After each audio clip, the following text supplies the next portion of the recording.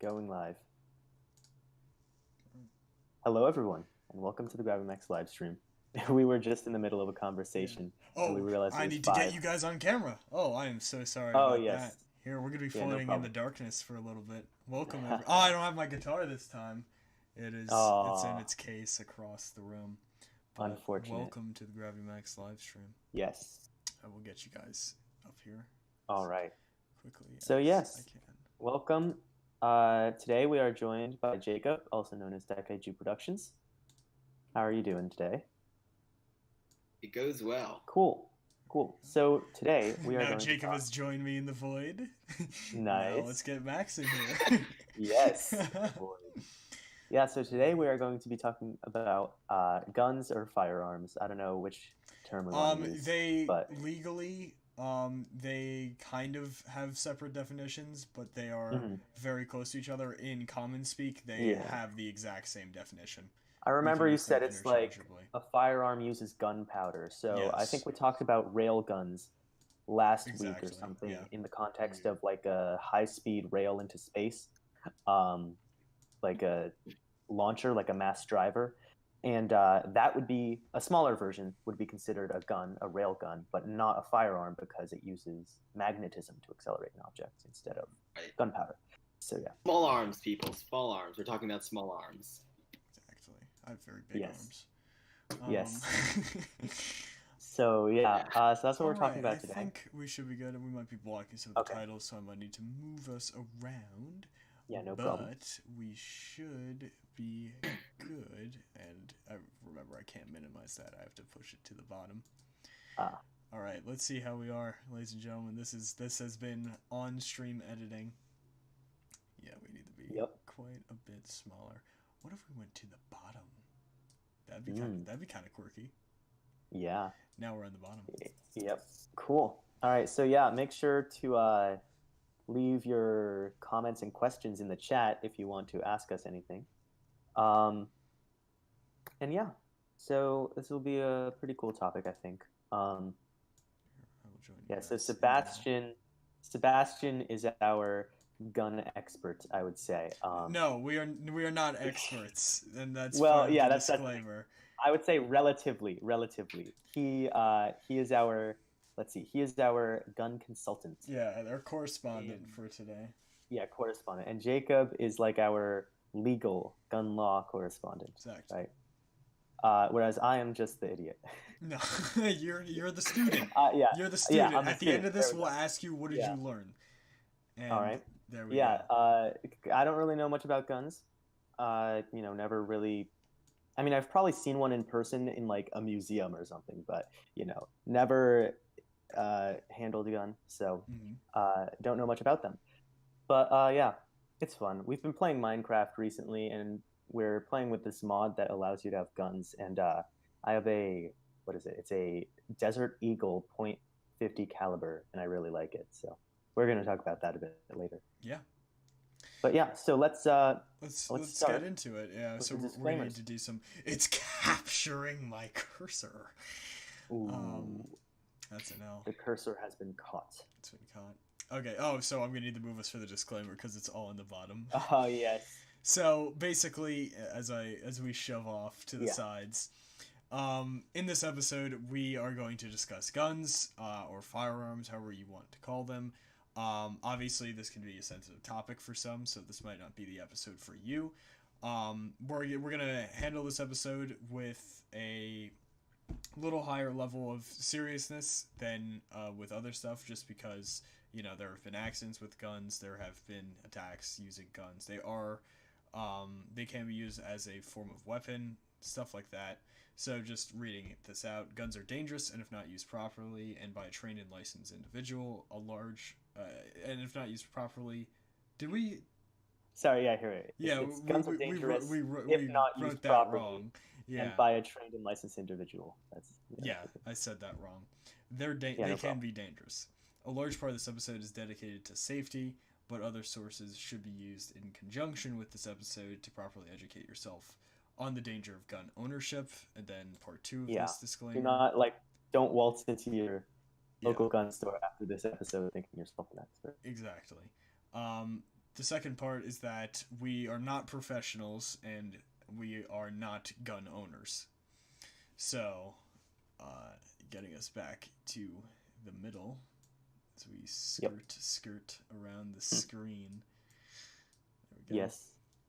We should just have it a setting where it just slowly slides us around. I might just make us like smaller and up at the top because most people just listen to this. Could put us. Yeah. Could put us in the corner. Yeah, that's what I'm thinking about. I might have. Can you capture something twice? Because I'm using the popped out window, you and Max are together, but because I'm using my actual camera, I am just not like attached, but you guys are attached. So I wonder if I could capture it twice. Have one capture being Max, one capture being Jacob. But that's season 6 stuff. Do that. You'd have to crop it around. You'd have to crop it, but yeah, you could do that. I think we're all right. You know, most people. Yeah, we're fine listen. for now. We're fine. Anyways. Yeah. So yeah. Visit the Gravity Max website at gravitymaxmedia.com. Yeah. And follow us on social media: Instagram, Twitter, Facebook, Patreon. Links in the description for everything. Very, very fun stuff. Just updates and stuff.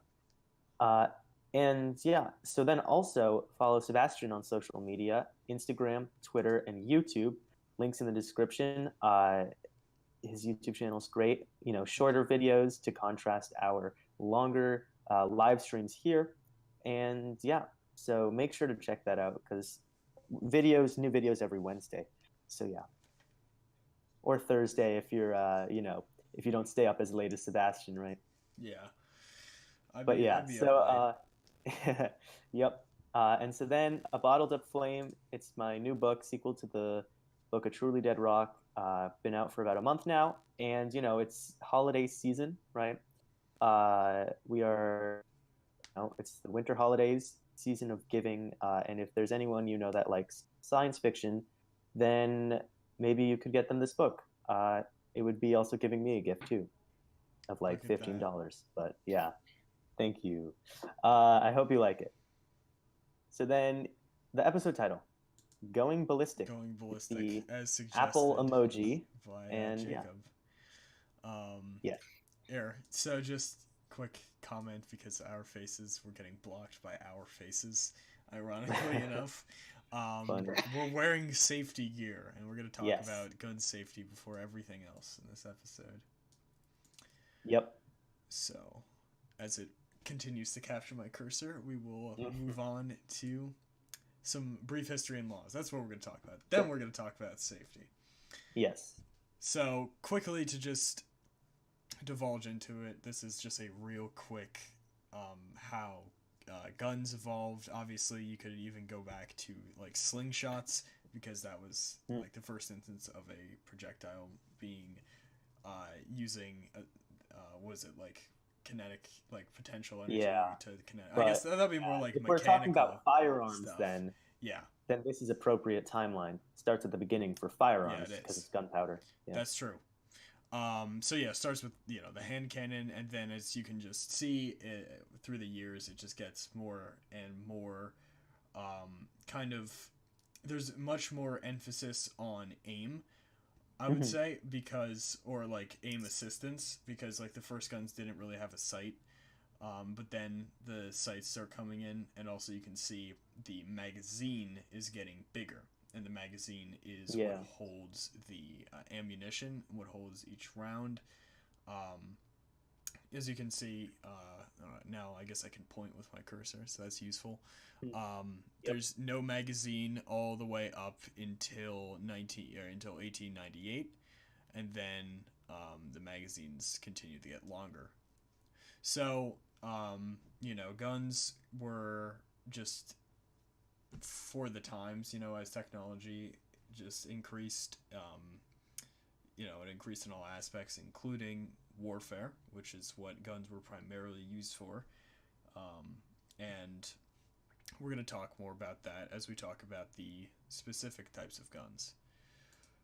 But going into some laws, assault weapons and like automatic weapons were effectively banned in 1994. That's correct, right? Yeah. Yeah. Yeah, 1994. Well, it depends on so machine guns, automatics were banned in 1986. Oh, okay. That's still in effect today.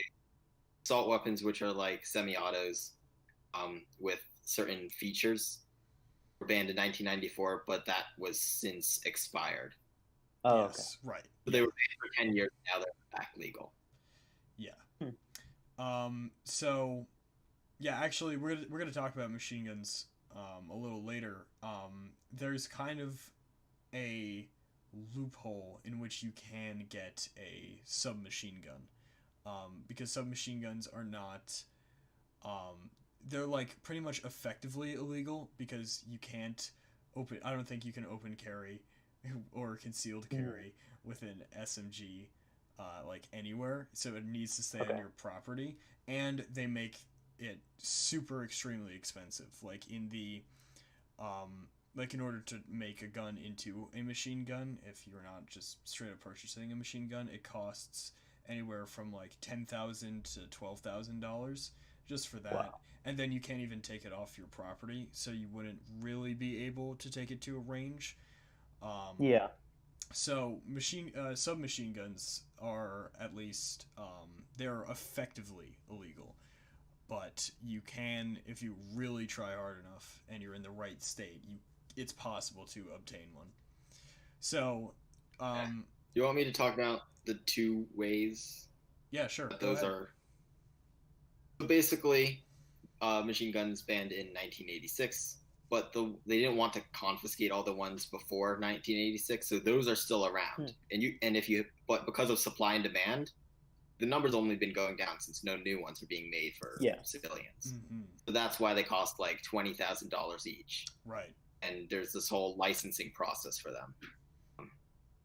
And as a result, you rarely see them used in any sort of like crime anymore. It's not. Yeah, I'm just looking at the thing. It looks like we were okay. I think OBS might be. Oh no, not again. Oh no, being us. Again. Yeah, there again. The stream looks like it was totally running fine. So, okay. I wish there was a way to turn off. There probably is a way to turn off the like sound it makes when it when like the notification pops up. The like you know, because that comes through. But yeah. So yeah, I think we're okay with the legality of guns. You know, they are pretty advanced technology, so the need for regulation is definitely like higher. And you know, it can get very partisan, and I think, you know, one of the big issues is that people can be unfamiliar with guns and still try and push forward for legislation. Like there could be like stigma around them, but I guess that's kind of what we're trying to help with today, so that people can take an informed stance on guns and weapons of the sort. We're back up to and I would say you all green square. So that's good. I would say you also probably have the converse problem of like people that can access guns without the proper education about it first. Yes. So going into safety. So I'm gonna give you guys at home and you guys here, the safety talk that I got. Every single time I fire guns at my grandparents' house in South Carolina, where gun laws are a lot less than there are in Connecticut. Every single time, even though I've shot guns like countless times, I've gone to the shooting range countless number of times there, literally every single time before I go, my grandpa sits me down and gives me a safety talk. It is the same safety talk unless we are, he gives me the same base one, and then unless we are moving on to specific, like moving on to a different kind of gun, like before I shot shotguns, before I shot, you know, higher powered rifles, before pistols, all that stuff. So I'm going to give you guys the safety. So, nice. Moving us out of the way so you can see what that says at the top. What to do when in the presence of a weapon. So when you are in the presence of a weapon. This was the first talk. This my grandpa didn't even give to me. This was what my parents gave to me. Basically, if you are at a friend's house and they're like, "Hey, check this out," and then they just whip out a gun, or like they pull out a gun and you see it, what to do when you're in that situation. So you got to run through all of these like logic gates right here. So if the owner is not a professional, you should leave immediately, or if there isn't a professional present. So if their parents aren't home and they just bring out this gun, you should leave immediately and just make an excuse and dip out. If you just find a gun like on the sidewalk, and there's like no owner in sight, report it, but then also leave, because if someone is coming back for that gun, they might not like you standing over it calling the cops. Also, once you do call the police, they'll probably give you further instruction. It would probably include like you should leave, but if you don't trust the owner, say the owner is there and he or she is a professional, then you still obviously have the right to leave. If you like trust your gut, if you feel like this person should not have a gun, then definitely trust your gut and just leave. If you do trust the owner, you are not obligated to put your hands on the weapon. As with just human behavior, people like to show their things off and they're like, here, try it. Like the first episode of Breaking Bad, I think, when Hank just hands Walt like his gun and he's like, Walt, check this out, Walt was under zero obligation to actually try and hold that weapon. And also make sure that you're in a trusted environment. Even if you are around people that you know, if anything about the environment that you're in skeeves you out, then leave. So it's just pretty common sense stuff, and you just need to remember that, you gotta make sure that you're safe and stuff. And if you are being threatened with a gun, like someone is pointing a gun at you, you just do everything they say. And that's what you gotta do. If you are a cashier and your store is getting robbed and there's a gun pointed at your face, do everything they say. So that's what to do when in the presence of a weapon. For handling a weapon, this is what my grandpa gave to me in this order as well. So it was really helpful that we found this graphic. Yeah. So thank you, Patriot Patch Co. Treat every firearm as if it were loaded. This is the number one thing that you're going to hear whenever you are being handed a gun or you're at a gun range. You always treat a gun as if it's loaded. With certain guns, you can't tell if they're loaded or not. For example, something could have an empty magazine, or that magazine could be loaded. In fact, there's way more guns that can be loaded and you don't know, rather than the opposite, where you know if it's not loaded. So always treat it as if it were loaded. So don't pull the trigger, point it at your friends. Don't scratch your head with it. Don't do stupid stuff with it. Yeah. Never point a gun on anything you are not willing to have destroyed. So don't put it at your friends, at yourself, at your dog. You shouldn't do any of those things. You shouldn't use it to gesture. You shouldn't use it to scratch your back. You need to point it at targets and targets alone, because anything you do point a gun at becomes a target. Finger off the trigger until you're ready to fire is exactly how my grandpa says it. And basically that's trigger discipline. So you keep your finger extended off of the trigger. You keep it parallel with the barrel of the gun. That's a pretty basic one. Just your finger should be nowhere near the trigger. There's like 80 different ways to hold a gun. 79 of them are incorrect, but none of them include holding it by the trigger. You should have your fingers like so far away from the trigger. It shouldn't be possible to accidentally pull it, because someone could come up behind you and be like, ghosts, and then all of a sudden you fire and now you have 80 years in prison. So finger away from the trigger, and then be sure of your target and what's behind it. So you should really only be ever shooting at like a range.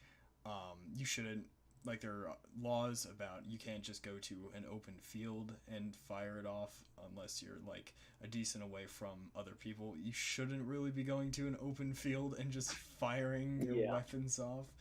That's definitely illegal. Mm-hmm.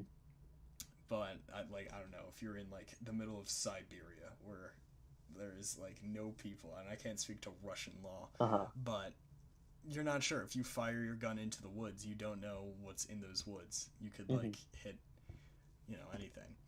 But yeah, I mean, there are also there are a ton of hunting accidents that occur, and that's sort of discoordination, because the people are in the wrong spot.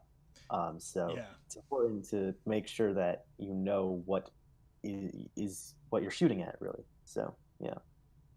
And I have something to add there. So primarily guns are fired at the range, but of course they're also used for defense, and that's where Rule 4 comes in. Yeah, definitely. Like it's rare, but if you ever are in that situation, you never fire at like a shadow or silhouette or a sound in the dark, because it could just be like it could be like a family member who got a midnight snack or is sleepwalking or something. And so there's that, and there's the issue of what's behind it, because like a rifle bullet will go through like 8 walls. Same thing with like a pistol or shotgun. So whatever you fire at, if there's something behind it that you don't want to damage, then you shouldn't shoot at that target. Yeah, that's perfect. Just always know what you are firing at. All right. So, gun upkeep. Just like a instrument, you have to keep your instrument tuned. Like your general room, you want to keep that clean. Same thing with your weapons. In fact, it's much higher stakes with your weapons, because if they get all gunked up and stuff, they can have an involuntary discharge or something, or there could be issues with firing the gun, stuff like that. Right here in front of you is a standard cleaning kit, and you take the long ones and you would put that down the barrel to swab it out. You would take out the magazine, clean the inside of that. If you're using the same magazine, then you would clean that out too. And if you really want to get down into it, you could literally take your gun apart and put it back together. It's just a simulation of parts, and you can individually clean those. I couldn't tell you exactly what chemicals to use, but I'm sure you can find that online. But just giving it a good rub down, and also you can lube your gun so that things fire easier when I'm making bullets, and I'll show the video of me doing that a little later. After the end, I put a little lubricant on it so that it doesn't get jammed in the gun. One of the big reasons, besides just poor gun manufacturing, in the 1800s or like the early 1900s, why guns would jam all the time, is they wouldn't really know that you actually had to clean it. They didn't understand that like the lead could corrode, or that it could rust if it's in water. Like, people had no idea how to keep their guns up, as well as just like poor gun manufacturing. Less technology. Yeah, but just keep it clean. There is such a thing as over cleaning it. Like, you wouldn't tune your instrument after every time you like sit down and like practice for 15 minutes, but every single time we go to the range, we're firing off a large variety of weapons, so then we clean them all. So that's probably good. And you can use your intuition on when to clean it, but it should be a pretty regular thing. It should be equivalent to how often you're using it. Okay. And for storage, just keep it somewhere that isn't damp, isn't any of that, because it's metal and there are small parts, so you just want to keep that intact. And there's also storage laws on, like, say you have to keep it unloaded. Yes. And you have to keep it locked, I think. Yep. Stuff like that. Yeah, gun locks are pretty good. Yeah, go ahead. Yeah, it's state dependent. I know in Connecticut we have that. I'm not sure what the situation is, and you mentioned South Carolina earlier. Yeah. Yeah, if you're ever dealing with weapons, it's always best to know federal, state, and local laws because they can vary wildly. Yeah, absolutely. On literally every aspect of the subject. Yeah, because gun laws are so contentious. Yeah. Yeah, each state has its own take. All right, ammunition. And this is where I'm going to show the video of me doing my thing. So we're going to go into the void real quick here as I switch. This. All right. This is when I was chubby and had green hair. So feel free to lay into me. But as we're going through this, I'm going to explain each step of what I'm doing. So let's see how we fit. All right. So you guys are over there. Let's get us kind of down over here. No, I want to be able to see the machine.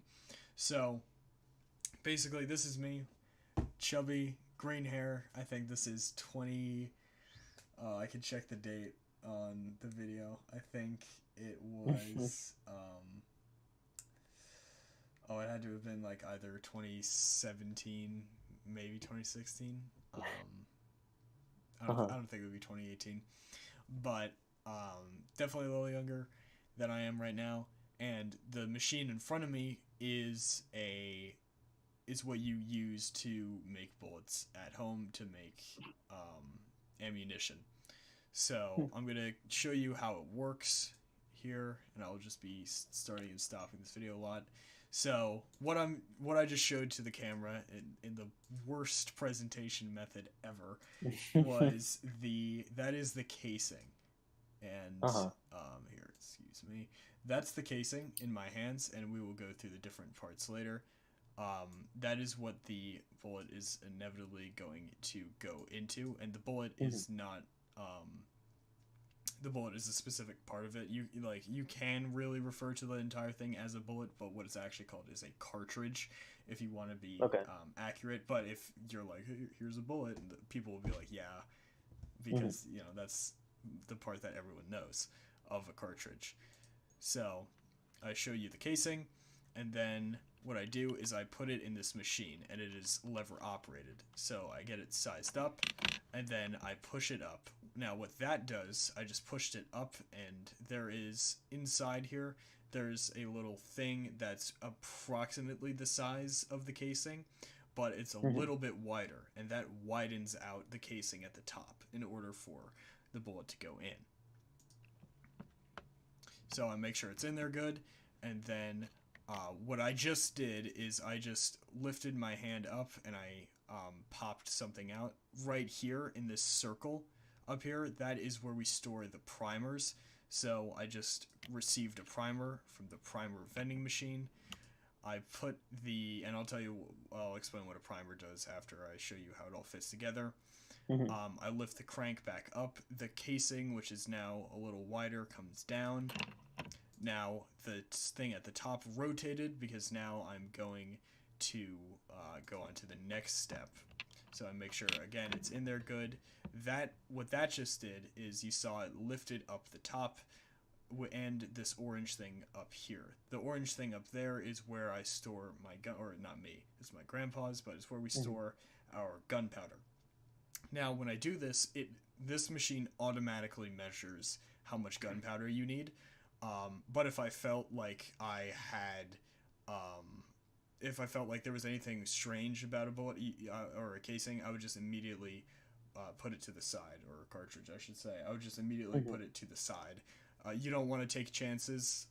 Again, I was probably 14 or 15 when I'm doing this, or 13 or 14 when I'm doing this. So all my cartridges that I made were obviously reviewed, and all that, and any things I thought were a little strange, like possibly the machinery messed up, because putting too much gunpowder in is super dangerous, because then your gun could literally just explode. So you don't want that.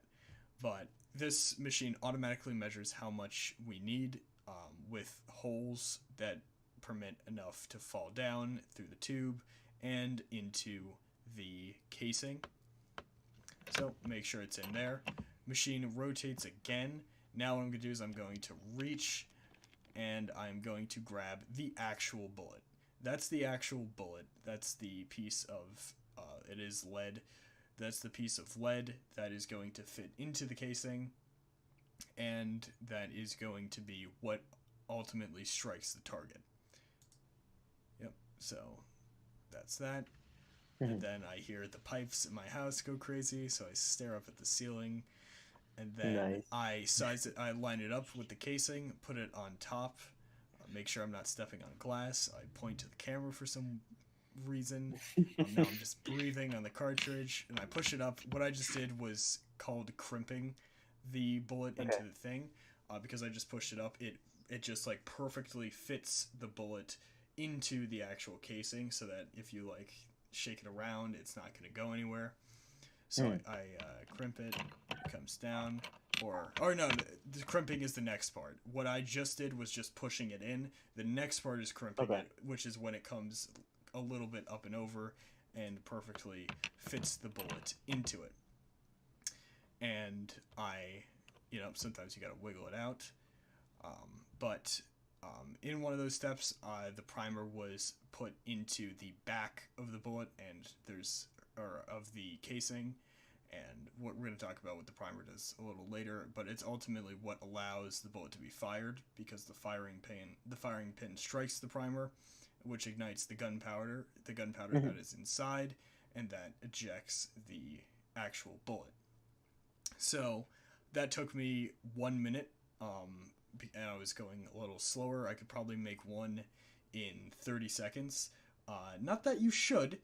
But the point is that you can be pretty cautious and you can pump them out if you know how to do it pretty well. That it was a 22, which is what I started firing on. And for anyone that's watching, if you want to get started, start on 22. Anything that takes 22 ammunition. I'm going to show pictures of me a little later with a rifle and with a revolver. Both of those take 22 ammunition. It's honestly the best thing to start on, because they have terrible penetration, as well as they basically, if you really mess up and you accidentally shoot yourself in the foot or something, like God forbid, it really won't do as much damage as other bullets. Brendan actually has a story where he goes to a camp where they have a shooting range, and one of the instructors was accidentally shot, but they were shooting 22s, and he was really not injured in the slightest. Brendan says it really, like, not to downplay it, because if you still get shot, it is going to be very damaging, because it's a projectile moving at however many miles per hour. So don't be like, hey, 22s aren't that bad, and then, immediately shoot yourself in the chest. No. I imagine he was also sort of lucky in where it hit him. Yes, I heard that it like skimmed his skin or something. Yeah. But basically, that's obviously a terrible thing to happen. But with 22s, they are the least lethal bullets, I would say. And they're also very common, and I think they're also decently cheap. So that's just. So here's the question. I think most gun owners probably purchase their ammunition rather than making it. Yes. And so I guess.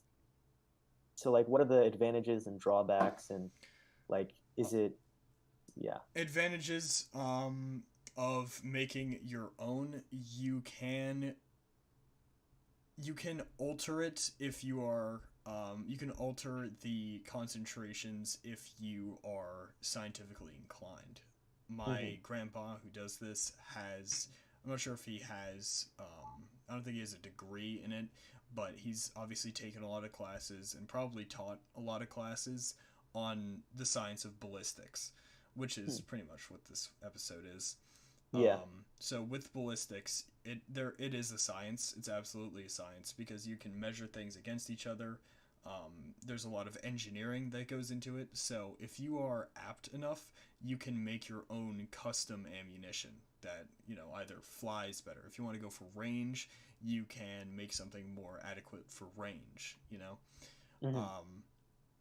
So, and also advantages is that you can oversee it. You can make sure that what you're doing is good, because sometimes you can, and like obviously it's probably a 0.0001% of error that a bullet you buy is going to jam or is not going to work. That's another thing. If your gun ever jams, just put it down on the table. Do not keep clicking the trigger, because that is just going to try and fire another bullet into the bullet that's already in. And it could cause your gun to explode. You could shoot, like, your barrel could rupture. That happens a lot with shotguns, actually. If something jams and someone is just like, well, I bet I should fire this trigger again, the barrel could like rupture and something could come out of it. But with homemade ammo, you can oversee it and stuff. Store-bought, it's easier. Like I said, I made this bullet in 1 minute, or this cartridge in 1 minute. But still, you can, to make an entire box, it probably took me like 30 minutes, 45 minutes. And how many are in one box? Well, that's just dependent on the size of the box. Usually when you buy them, I would estimate that you could usually, I think there would be 50 in if you wanted to buy just the smallest possible size of 22 ammunition. But yeah, so that is kind of a little introduction into the parts of a cartridge. We're going to go into the void again. Yes, the void. And I just literally just saw this video, and I think it might be kind of a good video to show. It's like not even 15 seconds long, or I'm just going to play 15 seconds. Oh, is it the one you showed me earlier? No, it is not. Okay. It is not the guy doing that. Yeah, I'm like, that's not a good video. Yeah, I could bring that up, but this is just a quick animation about how a bullet works. That's the name of the video if you want to check it out. Ooh, there's also audio. We can make that a little quieter. So so let me explain to you what you're seeing. This is the primer. Like I said, I put it into the back of the cartridge. This is right where it sits. The silver part is the primer. What this is, right now we're looking in the inside of a gun in what's known as the action. Well, the action would be more over here. This is the bullet, and because of what specifically this gun is, this would be the chamber, but this could also work if the bullet was in a cylinder, which we're going to talk about later. Right here is the firing pin, and that moves forward very quickly and strikes through the primer, which creates a spark, which ignites the gunpowder inside the cartridge and pushes the bullet out at a very high velocity, which is what you're about to see. It strikes through the primer, creates a spark, ignites the gunpowder, that explosion, and then there's a joke about this guy shooting himself in the foot, which is not what you should do. So that's just another quick diagram of how it works. Don't shoot yourself in the foot. That would be not pog. But yeah, so that is basically how a bullet works. Now we're going to talk about the different kinds of ammunition. Oh, could you put the link in the Discord so I can put it in the description? Yeah, sure. I will do that right now. Back to the void. Yes. But yeah, definitely you guys can check that out. And here we go. Thank you. All right. Now getting back into the ammunition. So Jacob, you told me that you actually have some artifacts of old ammunition. Before we move on, you talked about 22. I had a few things to say about that. Oh yeah. One, yes, it is lower powered, so it's quieter, has less recoil, so it's good for beginners. But There's also cases where 22s have been used to take down polar bears. Not reliably, but they've done so. Yes. So, just adding to Sebastian's point, it's still a gun. So, even though it's just a 22, don't underestimate it. And that's my spiel. And definitely do not underestimate it. So this is a 50 caliber BMG. It's decommissioned. I got it as a souvenir from a World War II museum. It's not live. You can see, if I put this up to the camera, right here, there's a little dent that shows that it's already been fired. That's where the firing pin struck. And so, yeah, so this part would be the casing.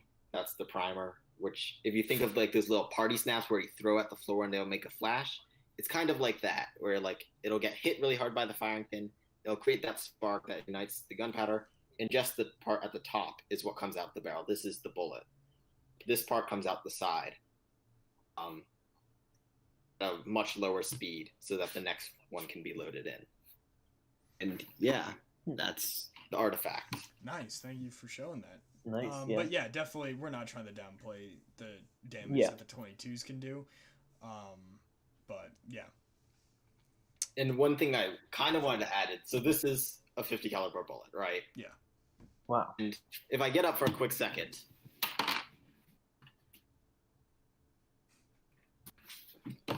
All right. So this is 50 caliber, right? Mm-hmm. Because the bullet itself is 0.5 of an inch. This Nerf dart is also 50 caliber. Yeah. You can see they're completely different size. If you factor in the casing, completely different sizes. But that just goes to show, like, even if you see, 50 caliber, it might not be the same 50 caliber. Exactly. So that's true. This is a 50 BMG, and this is a 50 Nerf dart. So, yeah, it's just a measurement. It's just a measurement of diameter. It's just the diameter of the bullet itself. So there's if you like moved on, like I know there's like 10 different types of 9mm. Mm-hmm. So that's just another fun fact. Yeah, 100%. Yep. So right in front of us is what we were talking about. This is 22 ammunition. Specifically, it's 22 LR, or at least I put that at the top because that is, and I apologize for that. But no problem. The LR is the most common variation of the 22 used. There's a couple different variations here, and you can see with the bullet or the casing fitting higher or lower on the actual bullet. But you can see the measurement over there. Again, the measurement 0.22 responds or refers to the diameter of the bullet, which is how the Nerf dart and the BMG can be the same caliber or have the same measurement. Mm-hmm. But yeah, so these are. That's how you get meme images where you get a Nerf dart sticking out of a Desert Eagle. Exactly. Yeah. So, just moving over to the next one, what Jacob alluded to, the 9mm. This is the most commonly used form of pistol ammunition or handgun ammunition. 9mm are, again, I would say that they are on the cheaper side when you're looking at ammunition as a whole, so they will be sold in bulk. Again, 9mm responds or refers to the diameter, and on the left you see some not non-fired ones, and I guess the ones on the right would be fired. Although that looks strange actually because the bullets are still in their casing. So, I think those are just. Yeah, I don't know. They're just hollow points, I think. It must be. Because it wouldn't be fired because the bullet is still in its casing. I was just like, what could cause that? But yeah, I guess those would be hollow points. I'm definitely not experienced with hollow points or like copper tipped or all those weird variations. Yeah. I'm just gonna talk about that for a bit. Yeah, go ahead. Full disclaimer: I have no personal experience of this. This is entirely like what I've read. Yeah. But if I'm remembering correctly, so you have the normal bullets, which are called like full metal jacket, and that's just your standard hunk of metal being sent flying. Mm-hmm. What hollow points are and those are usually used for like sport and whatnot. What hollow points are, they're usually for they're like police or for hunting because when they hit a target, they'll like expand to become wider. So, and that accomplishes two things. First, it dumps more like energy. It creates like a bigger hole, right? So, you want to take down a deer or stop a attacker right in his tracks. That's why the police use them. That's why hunters use them. And the second component is because they're wider, they have more like drag once they hit something. So it's going to go, if you like miss something and say hit a wall, it might only go through like 6 walls instead of 8. So that's why that's another reason, not as much for hunters, but a lot for why like police use them. Because if they're in a city, they don't want to like go through 8 walls and hit someone they don't want to. Yeah, thanks for that. Yeah. Yeah, personally, I've only ever worked with the standard Full Metal Jacket ones. I don't have any hollow points. I don't even know about the legality of those. But I think they're banned in New Jersey. They're banned in New Jersey. Well, most types of them are banned in New Jersey, and I think that everywhere else they're still left. Everywhere else in the U.S., each country has its own laws, of course. Imagine being that one guy in New Jersey that got it banned. But yeah, so 9mm, the most commonly used form of handgun ammunition. 10mm by 19 is one pictured here. So yeah, there's also by 18, 17, and 21, but those are like more rare. Yeah. So yeah, like by 39, but that's like a rifle. So yeah, exactly. There's so many different variations of it that it can be applied to a lot of things. If you think about from PUBG, the VSS, it says, I think it uses the same 9mm ammunition in the game, but in reality, it uses a longer version that's designed for rifles. So there you go. That's just another example. This is the .308 Winchester. Again, very, very common form of ammunition, as you can tell by the shape of the actual cartridge. You can tell that it is used in rifles rather than in handguns. And this is, it's .308 in diameter. It's more tipped, so I would say that piercing is definitely higher on this. I would say that the penetration is probably much higher on this, especially if it's being fired from a rifle, which has usually higher firing power than a handgun. Obviously, also like aerodynamics. Yes, it'll fly farther and fly faster. Because there's less air resistance on that, which is why we get rifles being much more dangerous because their ammunition is much more lethal. And when combined with that, the rifle can put out the ammunition in a higher quantity at a higher velocity. Then that's why rifles are much more highly regulated than other forms of like handguns or stuff like that. That's a lot why you see like emphasis on semi-auto rifles. Like in South Africa, for instance, semi-auto pistols are available to the common man, but semi-auto rifles are not. In several U.S. states, it's like a similar deal where they'll strictly regulate the rifles but not the pistols, and that's why, because more power, more distance, more deadly. Interesting. Yeah.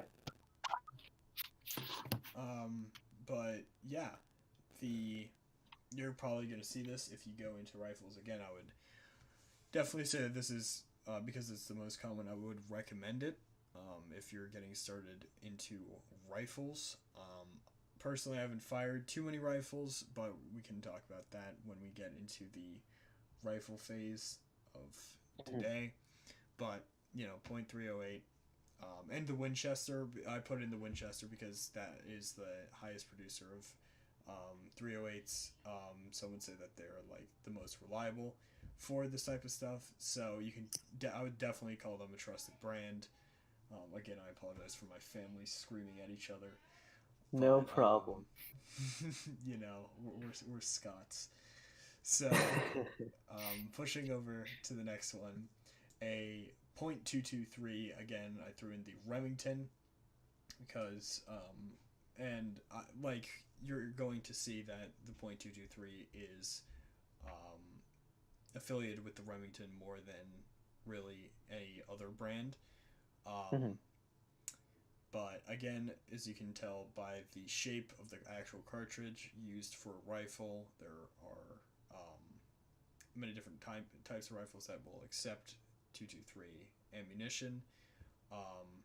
And as you can see, they vary and they colored the tips differently. I'm not sure if that's to indicate that they're made out of a different material, but there's definitely It's like, yeah. So I'm not sure which color is which specifically. Yeah. But there's part of it about materials, but there's also certain ones are armor piercing, certain ones Yes. are explosive, and certain ones will light on fire if you shoot Wow. them. And, Wow. and certain ones That's crazy. certain ones look like the laser bolts from Star Wars, where you can actually see them in the air. Oh, the tracer rounds. Yeah. Yeah. And most wolves don't do that, and you see that a lot in movies. You see like the little streaks of orange flying by. Yeah. Those are in real life. It's only tracer rounds that do that, and I'm not sure which color that would be, but it would be denoted by the color. Yeah. That's sorry interesting. about that. But yeah. So just another size used for rifles again. And again, they have a range. As you can see, the one on the right is Actually some interesting things about this cartridge. Yeah, go ahead. So of course it's basically like a smaller and version of the 308, but unlike the 308, and this is weird, they made it small enough that it's like really lightweight. So despite being a rifle bullet, it'll like penetrate less than like a pistol. Like a pistol might go, like a 308 might go through 10 walls, a pistol might go through 7 or 8, and this might go through 4 to 6. Wow. So it is a rifle caliber, but it's built different. It's just built different. It behaves weirdly. Okay. Yeah. Yeah. And again, It's also the AR-15 bullet. Yes. So people know. Yeah. So the 20 and 12 gauge. This is these are shotgun shells. Shotgun shells work a little differently than, and my mom is just screaming at Alexa. But no, that is not one of my family members. That is the android. Yes. Yes, the robot. But the overworked digital home assistant. Exactly. Yes. With the 20 and 12 gauge, the shotguns are referred to them as the same. You can say 20 gauge shotgun, 12 gauge shotgun. But going into the ammunition, they work a little differently. As you can see, they still have the primer and they still have an actual casing, but inside, instead of a bullet, there are pellets. If you shoot a shotgun, just from experience, it looks like you're shooting a clump of metal out of it, is the best way to explain it, because it's just a lot of tiny, small metallic pellets that, still powered by gunpowder, the explosion just pushes all the pellets out, so it has a bigger spread. You can get attachments at the end of your shotgun if you want to get it more focused. I think there's a rabbit shot that you can use if you want to hunt rabbits. You're going to need it to be more concentrated, so you can get that kind of condenser on the end of it. But basically these have a much bigger spread. As you can see, the 20 gauge is actually smaller than 12 gauge. And there's our best friend Winchester again. But yeah, and we're gonna get into shotguns a little later, but it's just interesting because instead of one singular bullet, it's just a lot of pellets. So do shotguns, can they cause more damage because they are would In cause multiple. terms of power per shot, shotguns are no joke. They're obviously, I would say that they're probably one of the most high-powered forms of firearms, um, especially from a close range. From a farther range, they are less accurate. So if you stand 50 meters away from someone, you may or may not be able to hit them with a shotgun. Or I shouldn't be advocating shooting people. Yeah, You yeah. should Say a not shoot target. If the people. target is 50 meters If a away. target is, I'm thinking in video game terms. Yes. Yeah, like the video games aren't really accurate with the amount of spread. Like if you think like if you put a paper target 75 feet away and fired it with say buckshot, what they use for deers, right? Yeah. Like birdshot's gonna spread out more, but buckshot is like the standard generally, and that might have like a spread 8 inches, 12 inches wide at 75 feet. Mm-hmm. So it's not like birdshot. It might be like double or triple that, but it's not like what you see in video games where it fires like a cloud of confetti. Yeah. Mm-hmm. Yeah, that's why I say it looks like a clump of metal, because the pellets are sticking more together. But eventually that will disperse. But from a close range, I would say it is devastating. Absolutely. But I'd say it's worse than a rifle at close range. At close range, yeah.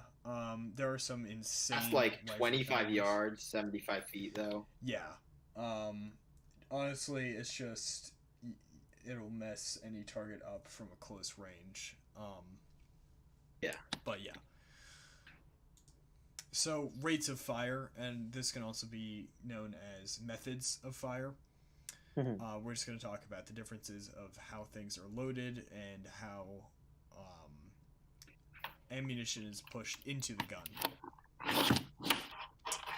So, to start off, we have manual.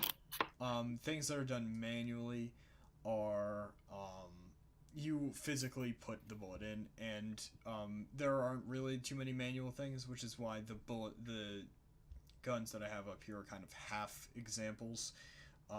With a revolver, you have to manually put the bullets in unless you have a pre-sized cartridge, and then you can just like stick it in the cylinder because it's already been measured out. So you stick it in the cylinder, and we're going to talk about the different parts of the revolver a little later, and then you just push it into the gun, and then you can fire from there. With certain rifles, such as this one, which is bolt action, which is what the thing on the side is, you use that to rack it or eject a cartridge. You would physically put them into that. So that's what the manual refers to. I say that they're kind of half examples because you could also call, like I said, the one on the right just straight up bolt action. You wouldn't really refer to it as like technically manual, and the revolver on the left, once the bullets are actually in there, it can fire like more than one shot. Usually when people say like manual loading, they're usually referring to like the Civil War, when people had to like put one shot in, do the powder, like make the thing revolve, clean it out, and it takes like an hour to like fire one shot. So yeah, these are kind of half examples, but that's manual. Manual is when you're just physically putting them in. We move on though. Yeah. Revolvers are weird. Yes. In their way of fire, and there are manual ones like the Civil War era ones where they're black powder. There's also ones that are what they call single action, which means that's like what you see in like Dirty Harry, where you just talk about that when we get to the. And then there's also, I see. There's a later slide. Yeah, but no, you're totally right. And that's effectively why it's a weird thing. Basically, the thing on the end is called the hammer, and the hammer can switch it from double action to single action. And that is effectively the safety on a revolver. There is no thing. Yeah. I think you could get a lock for a revolver. I bet they make those. I haven't ever seen one, but I bet they do. Gun locks are usually they're a piece of metal that stops the trigger from being depressed. They're usually used for rifles. I bet they make one for a revolver, but with a revolver, you can just with that hammer up, you could you could fire it, but the trigger would be very hard to pull because it is double action. If you drop the hammer, then the trigger becomes much easier to pull. And then there's some that are just single action only as well. Yes, definitely. And those tend to be older, but and with pistols, they still exist. Usually single action. Yeah. Yeah. So going over to lever/pump action. So I don't want to move the back. I want to move me out of the way so we can. Why is it selecting that? Can I Control Z this? No, I can't. All right, can I select this? Now I can. Lever/pump. I hate computer programs that don't have Control Z. Honestly, dude. So basically, it refers to what allows it to eject or accept the next cartridge. So whenever you see when people are about to go into a fight, whoever has the shotgun will, get ready. That is the pump of the shotgun. Most shotguns do not make the noise. It is just pumps, because what you're doing is you are pumping out old cartridges so that the new cartridges can get in. You would pump it to open the action so you could put shells in.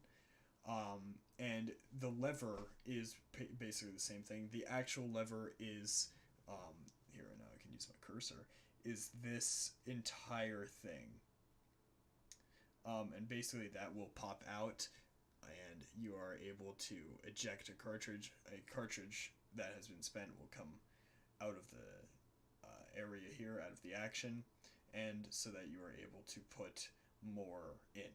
And every time you fire with a lever action rifle, you have to do the lever. I don't know what the actual verb is for do the lever, but you have to, I guess, pump the lever so it ejects old cartridges so you can put new ones. Or no, not so you can put new ones in. It'll eject it, and then it'll put the new cartridge where it needs to be in the action. So these obviously That's have... what the tube... Yeah. Like the tube underneath the barrel, that's where additional cartridges are stored. So this one would maybe hold like 13 or something. So you would load in your 13, and then you would rack the lever, fire a shot, rack it again, rack, fire another shot, and you could do that 13 times. It would be rack. You would call it that, yeah. So that's what the tube thing is under the lever action, and on the shotgun, actually. Yes. That's where they're stored. And that's how you can make it multiple shots without having like an external magazine or anything. Yes. And because you have to do that action, rate of fire is decreased because you have to spend time either racking the lever or pumping the shotgun. But yeah, that's pretty much it for that. Then you get into the semi-automatic. The semi-automatic is most often referred to as fires as fast as you can pull the trigger. Effectively, that's pretty accurate. Most pistols are... I can't really think of a pistol that isn't semi-automatic. So pretty much all pistols are semi-automatic because they include a magazine, which we were talking about a little earlier. A magazine is something that holds a certain amount of cartridges or rounds that you slip into the gun. So for a pistol, you would put it on the bottom and you would put it in. I'm sure you've seen movies, you've seen video games. John Wick is actually really accurate in its portrayal of rifles and guns and how they work. Like, they do accurate things. They like count their shots and stuff. And all throughout that movie, he's, slapping magazines into the bottom of his pistol. So free plug for John Wick. You're welcome. But Nice. Yeah, I'm sure they needed the they advertising. they did. They failed big at the box office. Um, Yep. but you could sit there, and if you pull the trigger 6 times, 6 bullets are going to fly out of the weapon. With the other ones that you have to rack the lever or pump the shotgun, if you try and pull it, nothing's gonna happen because it's not in the accurate place, or it could jam and like explode. So don't do that. But usually just want fire. I remember I accidentally did not do the lever on my first couple of times when I was firing a rifle, and it just doesn't fire. But it's bad for the gun to have the firing pin go and not strike anything, so you don't want to do that. Like we were talking about, it depends on the model.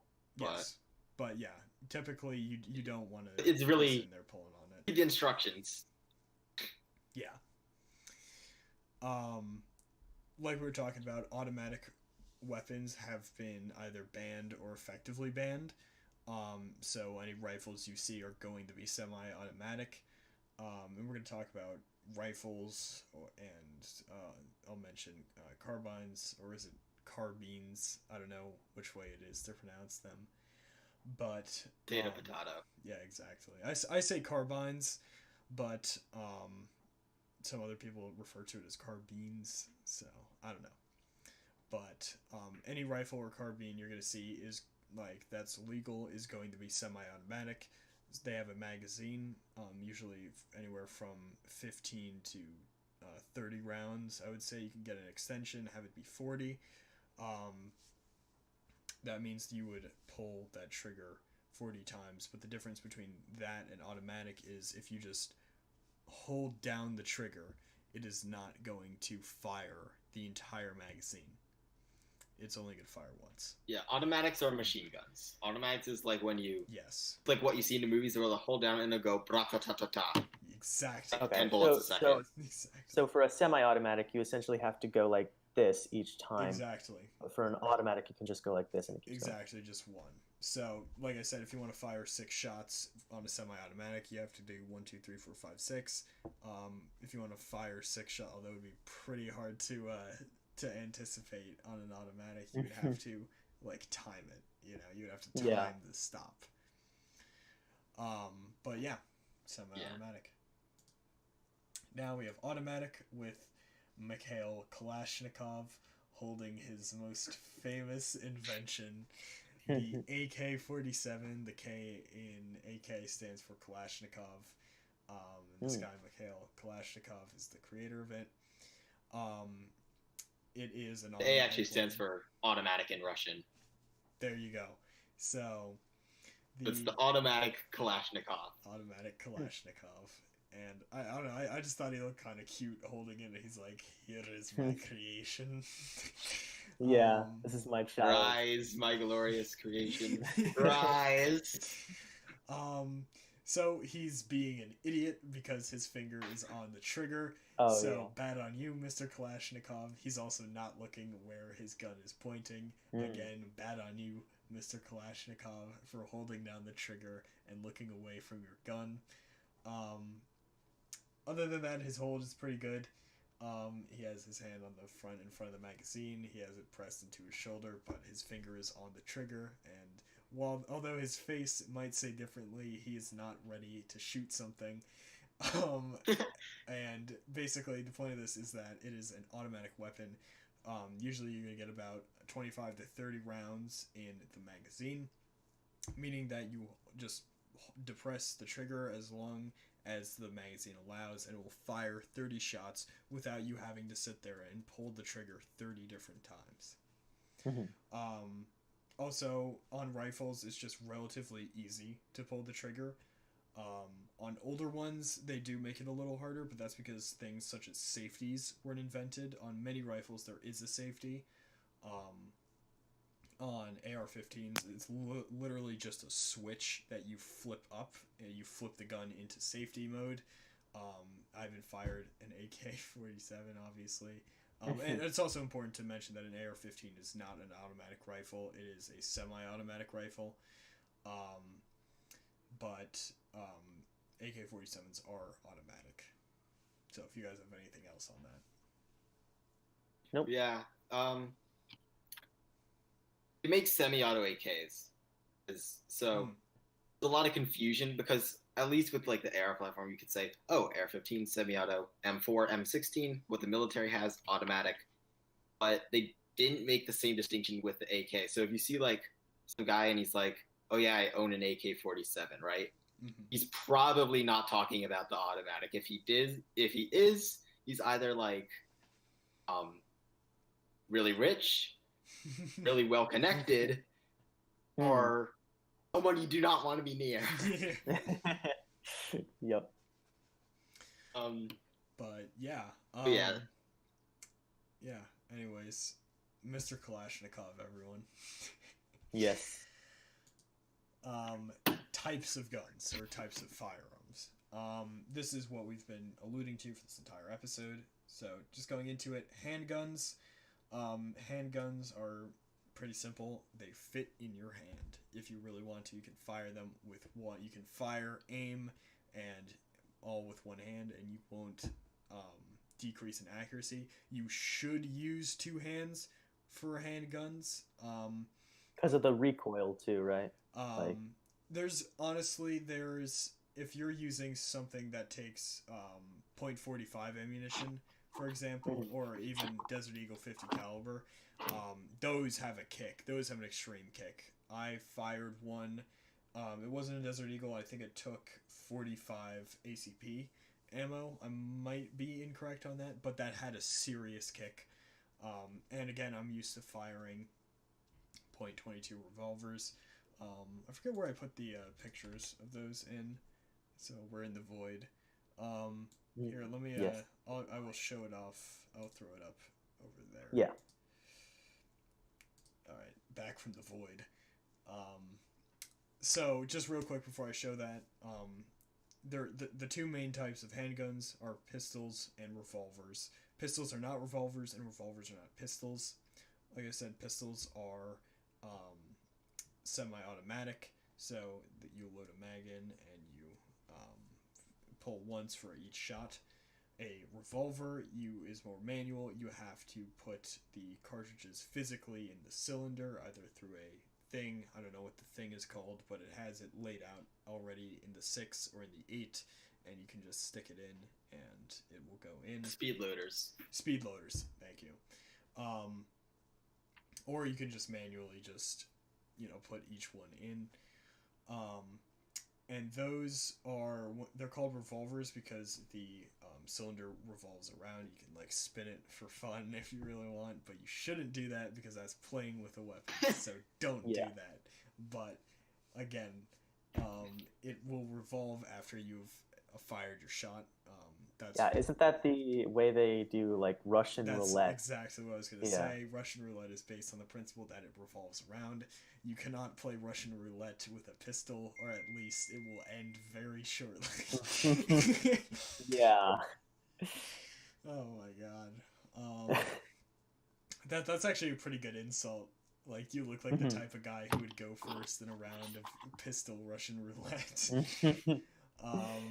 Yes. But anyways, pistols aren't revolvers, revolvers aren't pistols. Nothing revolves in a pistol.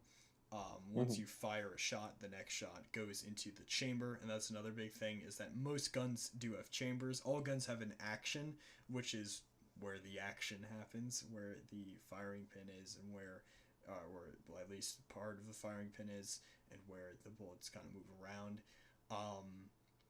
But revolvers do not have chambers, really. You could refer to a bullet as being chambered in a revolver, but in all honesty, they don't really have a chamber. It's just called the cylinder. You can refer to it as the chamber, but I would say that most people do refer to it as just the cylinder. Imaginative of a name as that is. But yeah, those are handguns. They fit in your hand. But now I'm going to show you a picture of me with a handgun. This is me. I don't know how long ago. I look a little better. I have some facial hair now, so that's, big ups on that. But so yeah, so I'm just talking about my hold. This is a 22 revolver. I don't really remember the maker of the model. As you can see, the hammer is already depressed, so I had clicked the hammer down, and that's the sound, like, whenever people are like, let's go, it's either the chick of the shotgun, or usually it's when someone is like, this is your last chance, you know, Yeah. they click it down, you know, because it means that Yep. it takes very little to fire that pistol. Or no, that revolver, excuse me. But looking at my hold here, I do the hold, and it's really one of the best holds where you kind of interlock your hands around the gun so that there is as little of an error for the gun either jumping or slipping out of your hands as possible. So my fingers are interlocked, and my thumbs kind of go like this on the side of the gun. So that my right thumb can still go depress the hammer down and then move back. But the main point is that they are out of the way, and my fingers down here are around the butt of the gun, or the you wouldn't really call it a stock, the butt of the gun, and it's firmly in there, so it can't really go anywhere. And then my finger is still free to operate the trigger as needed. I would say that is a really good hold, and you should probably use that. It's very safety conscious, as well as you can see I'm wearing eye protection and ear protection. You should always wear those. Yeah. You know, over time, if you don't wear ear protection, you can lose your hearing, and eye protection can actually stop shrapnel if your gun has any sort of malfunction, or, you know, something else goes wrong. So you should always be safe. You can also see on the table behind Just me. a hammer. Yeah. Just to hammer home the point about ear protection. Yeah.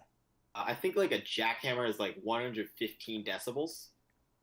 And so every 10 decibel increases a doubling in how much we hear, and I think like a tripling in the amount of sound energy. Mm-hmm. I might be wrong on the last part. I know it's a double in what we can hear.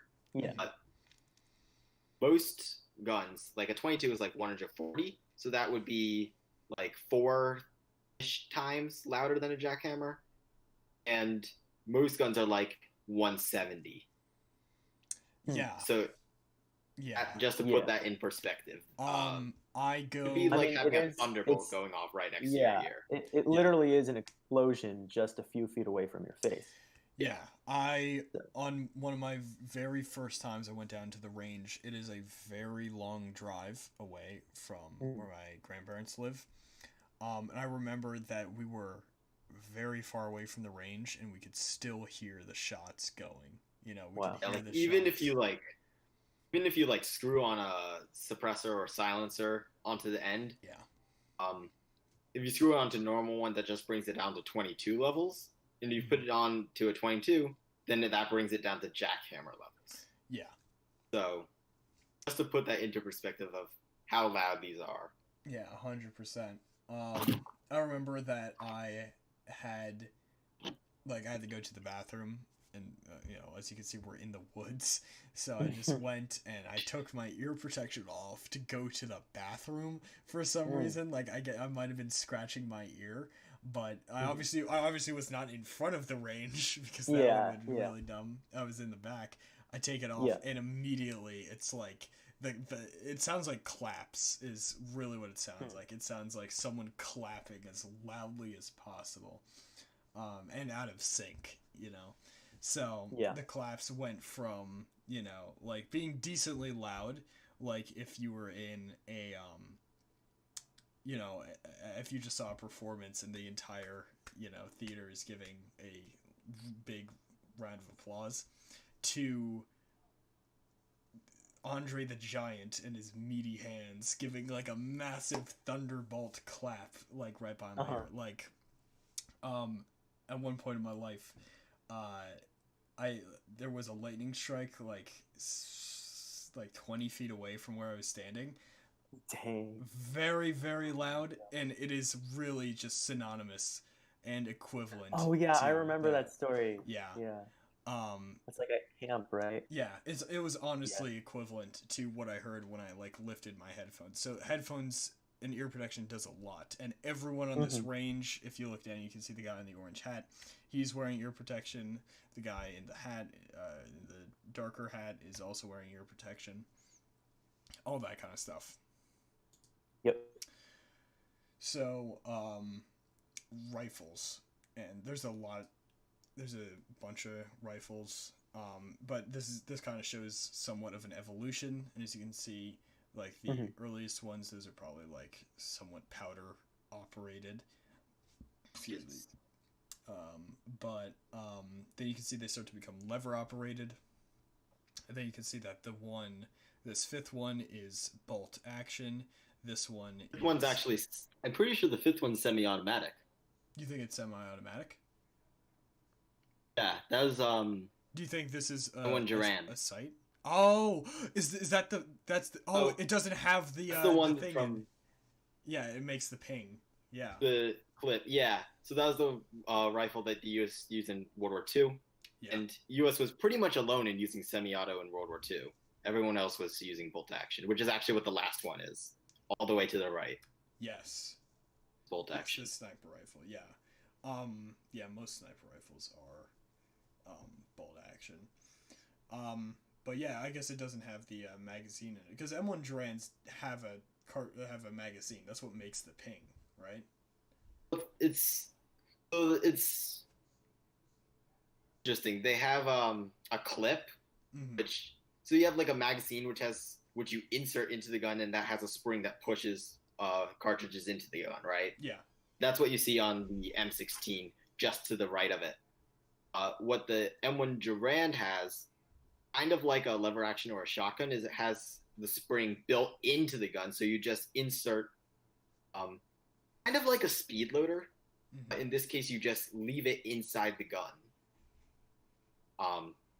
instead of just loading in the cartridges using the speed loader, then discarding the speed loader or dropping it. Mm-hmm. You would just slam in the clip, and you would leave it in, fire off your 8 shots, and then it would automatically throw it out with a loud ping. Yeah.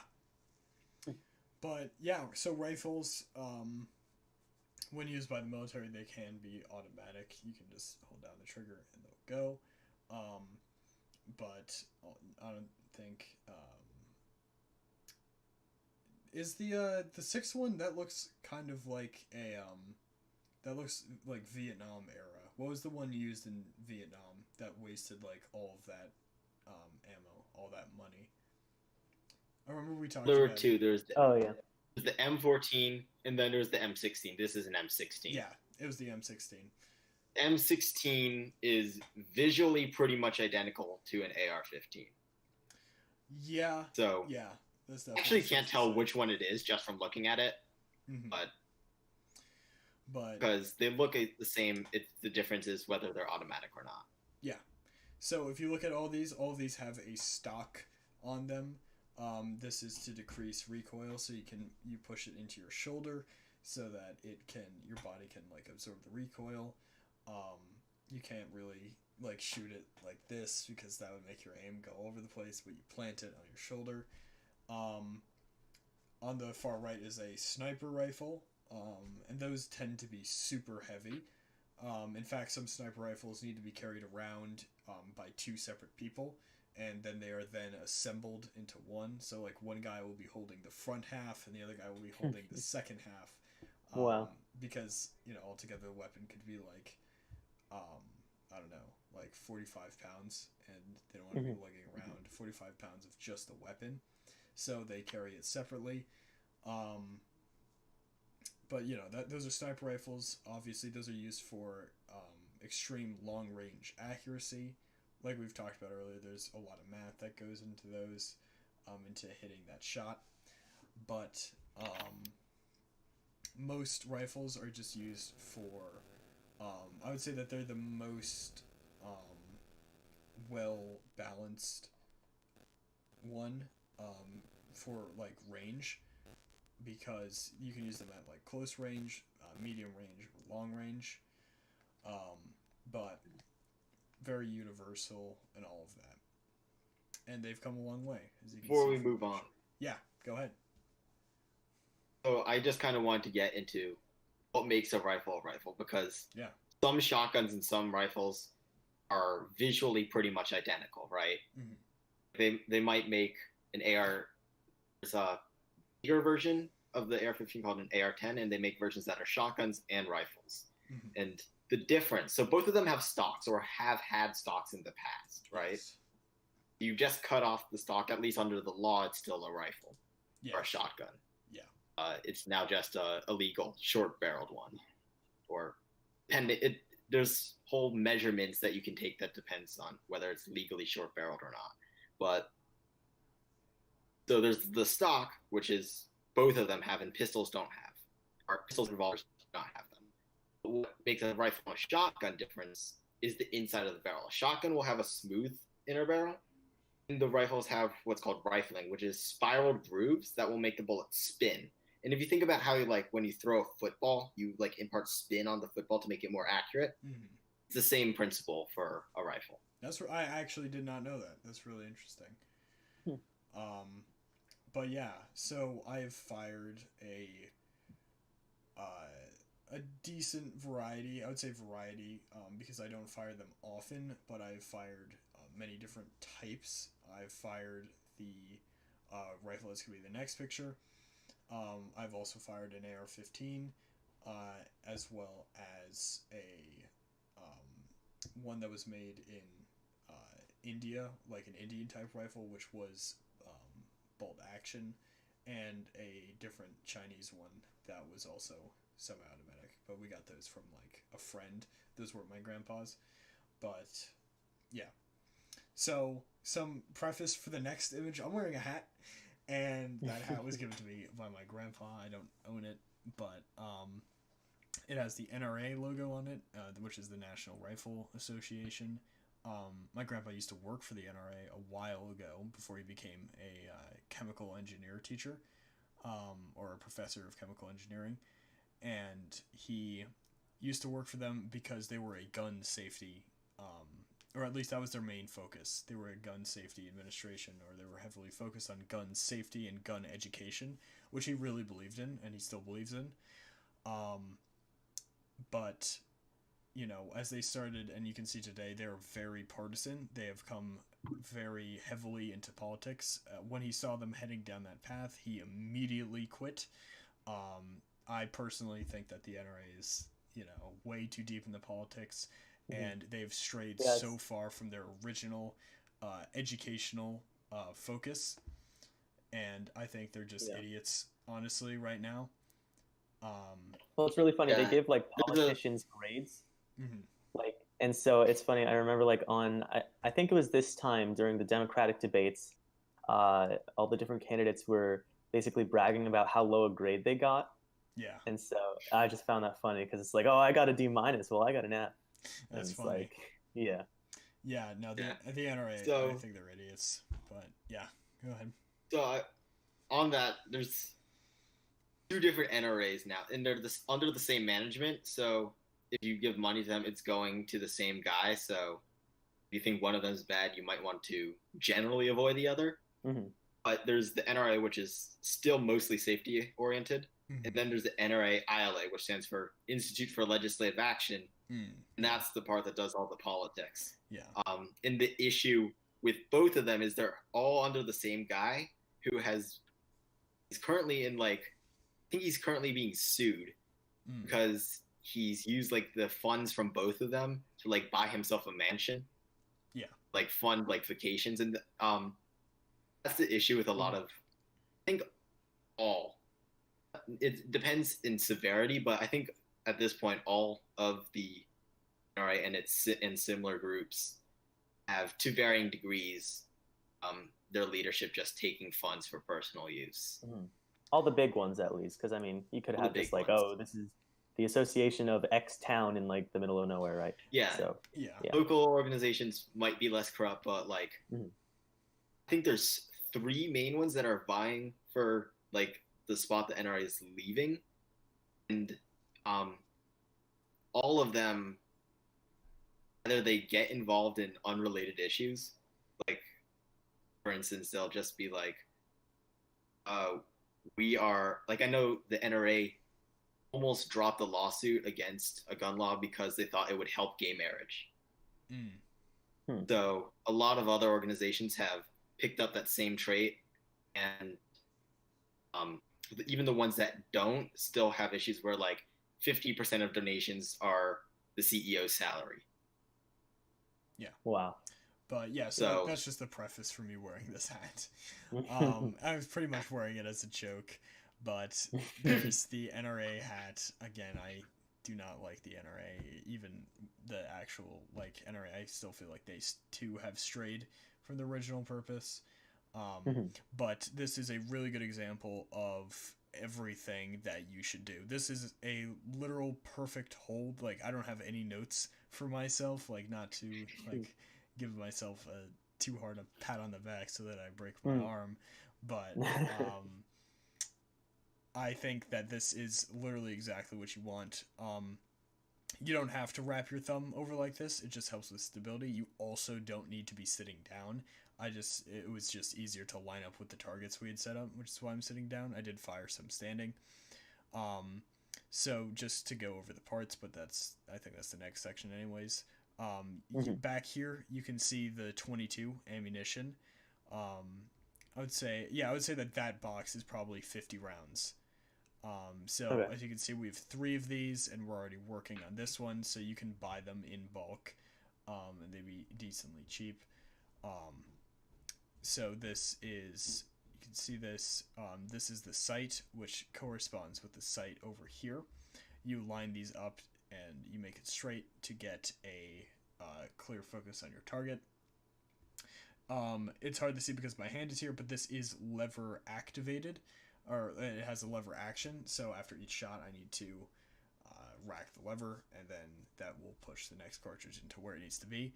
I'm holding it right here on the hold that they give to you, and I'm practicing trigger discipline because my finger is nowhere near the trigger because I'm currently finding my target, which is most likely a balloon.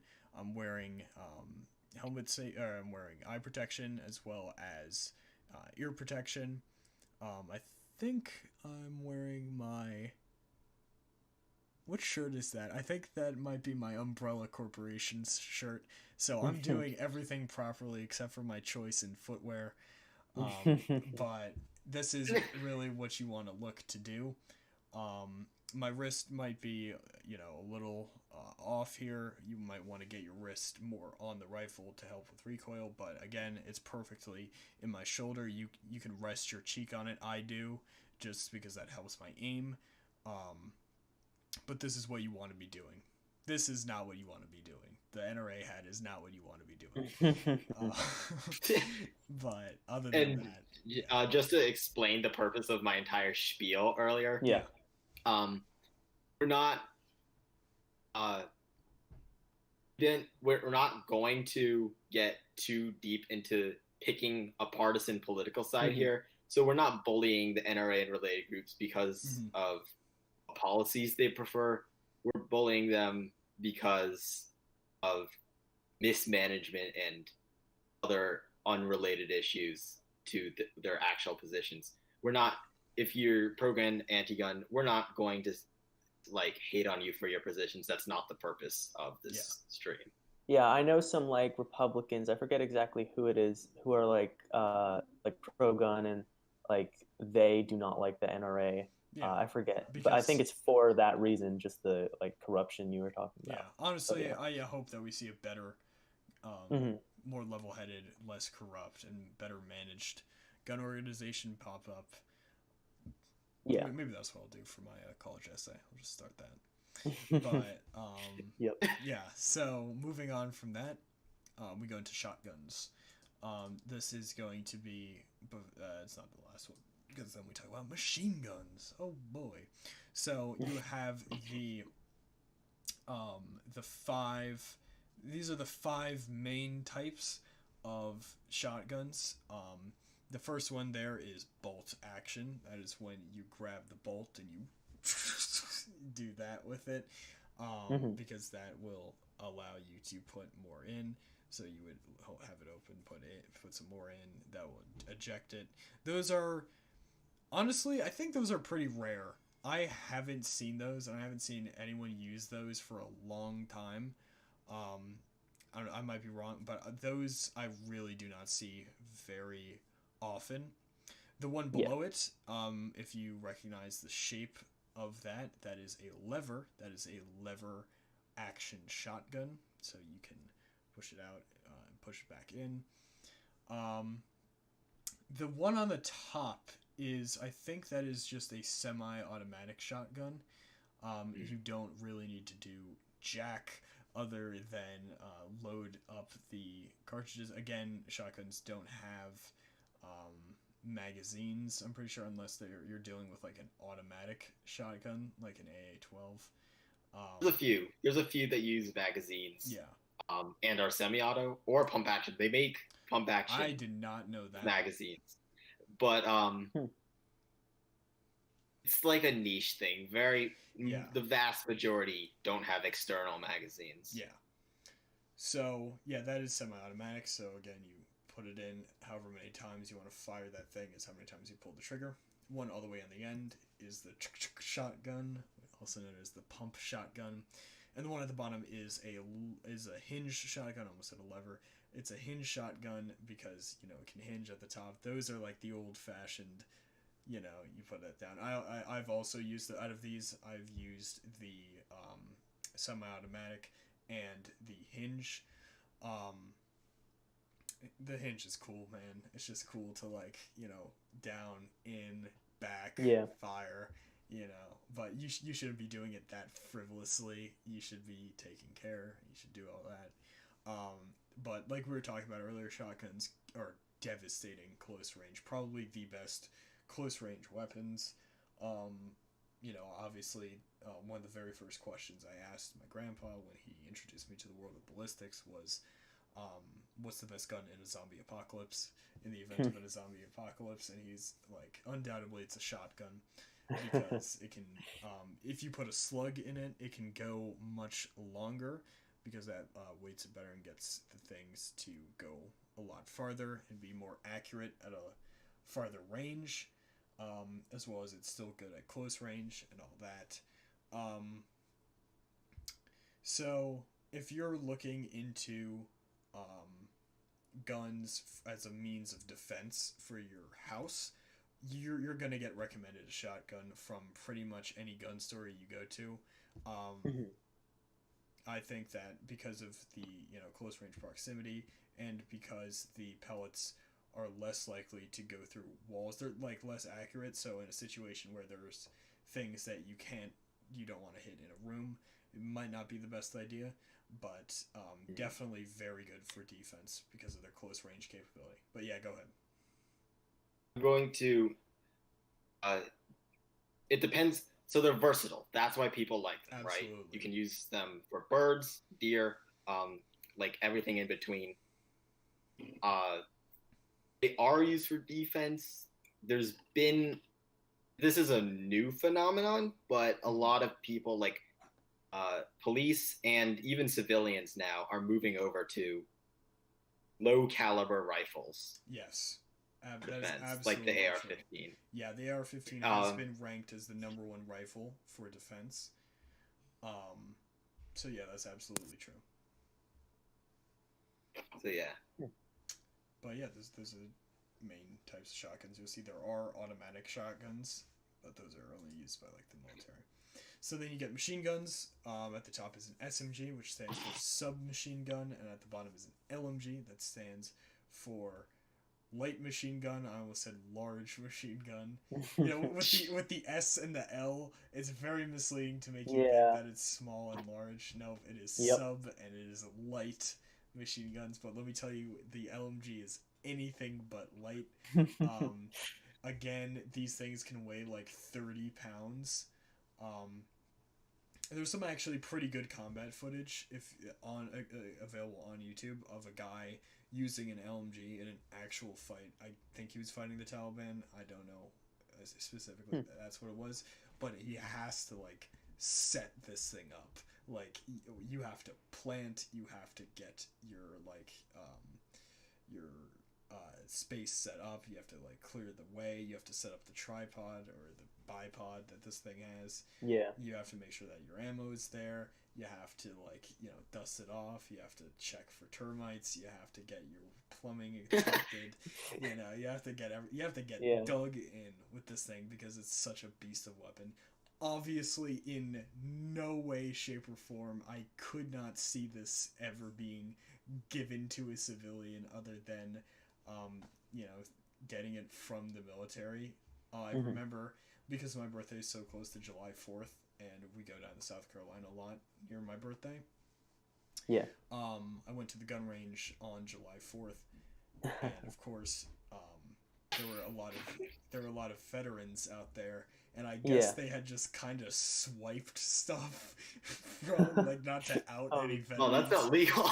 Yeah, not to out any veterans in South Carolina, but they had kind of just swiped stuff. Yeah. So one guy had some form of, like, a grenade launcher or something. Oh my god. Another guy had it. Fun fact: grenade launchers are legal. Yeah, they are legal. It's odd. They're in a similar class to actual machine guns. Yeah. Except there wasn't an outright ban, but all the other restrictions are still in place. Yeah. So that was cool because he was like, he like turns to me, he's like, "How old are you, boy?" I'm 12. And he's like, "You want to see something cool?" I'm like, "Yes, sir." And he's like, and then he just detonates the entire range. Oh my gosh. No, it was awesome because another guy had set up an explosive barrel. He must have filled it with like propane or something. And he's like, "Check this out." And he lined up as like a sniper shot. He took like his time, like he was actually in the military. Like he took, like he was like, "Watch this," and I'm like standing there for 5 minutes as he like lines up his shot. That was the loudest gun I've ever heard. Oh my! Sniper rifles are extremely loud. I wouldn't be surprised if they hit past the 200 mark. It was so loud, and I was wearing ear protection that ironically looked a lot like the headphones I currently have. But yeah, that's interesting. I think at some point past 200, I forget what number it is, but eventually it moves from sound to just shock wave. Oh no, you felt it. I felt it in my lips. I remember that because I was shorter, because I was like 12 to 13. So I wasn't like eye level with his gun. I was like a little taller than that. So when he fired it, I was standing close enough to it that I felt it in my lips because there was such force behind this thing. Yeah. But he was a big dude, so he could take the recoil and stuff. But he hit his target, and that barrel exploded. Yeah, I imagine gun ranges are pretty rowdy on the 4th of July. Yeah. Like everyone brings out... Especially the ones in Vegas. Oh my gosh. I saw this YouTube like trailer for this place in Vegas where you can do two things that are pretty rare. Minigun. 2, you can rent a tank and run over a car. I know where I'm having my birthday. Of course, they have like all the legally operate that business. But still interesting to say the least. And it's Nevada, you know. And it's Nevada, yeah. It's Nevada. But so machine guns effectively illegal. Effectively illegal. Yeah, I said illegal. Yeah. Okay, I heard legal. But... Yeah.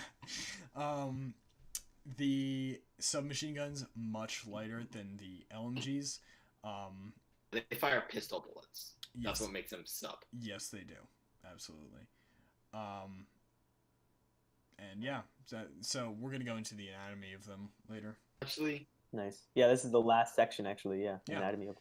Before we do that, absolutely. Before we do that, yes. Right?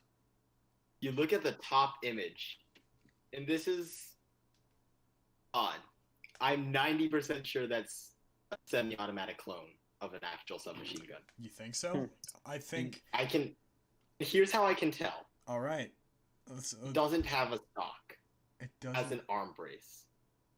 Ooh. See those little Velcro strap at the very back? Yeah. Of the stock lookalike? So what that does is it like fastens around your arm. And that makes it legally pistol because it doesn't have a stock, Hmm. right? But if it fired automatically, then that loophole doesn't matter because it's a fucking excuse me, it's a freaking machine gun. It's all good. There's our one F-bomb for this PG-13 stream. Yeah, I think I dropped one last time, on the last stream. So, yeah, well, these are like feature-length films, right? Yeah, so. exactly. Yeah. So we're all So good. it's a freaking PG-13. machine gun, and at that point, the government's like, "All right, the gig's up. We don't care if it's a brace or a stock. It's a machine gun. Yeah. You're getting slapped with 10 years in prison." Yeah, good detective work. So, That's I guess we can check to see if you're right after the episode. But yeah, so now we move on to the anatomy of a gun. So I'm just gonna be throwing a lot of diagrams at you, and I'm gonna be kind of detailing them. So we start with handguns again. Again, it is the revolver and it is the pistol, the two types of handguns.